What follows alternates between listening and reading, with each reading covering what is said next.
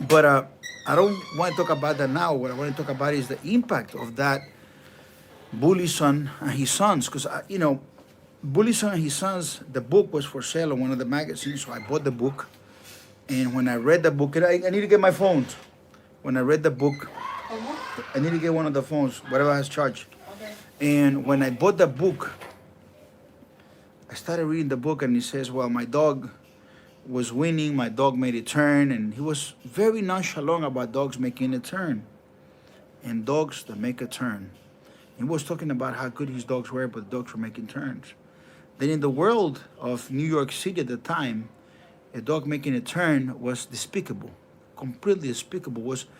And that was why New York at the time was really the top of the line. I mean, you got these great guys at the time, and when I look back at what they were doing, well, we did it so much better in Brazil some years ago.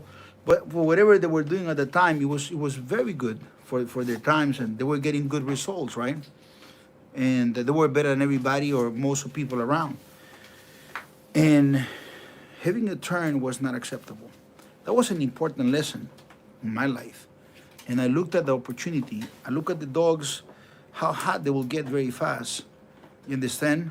Hey, chico, existen pitbull de 30 kilos. No son comunes, amigo. No son comunes. And so I look at the whole thing, right? And I said, well, we got these guys here. They're supposed to be experts. And the dogs are getting hot in 20, 25 minutes.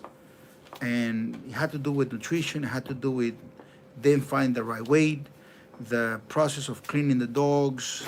It had to do with vitamin B12.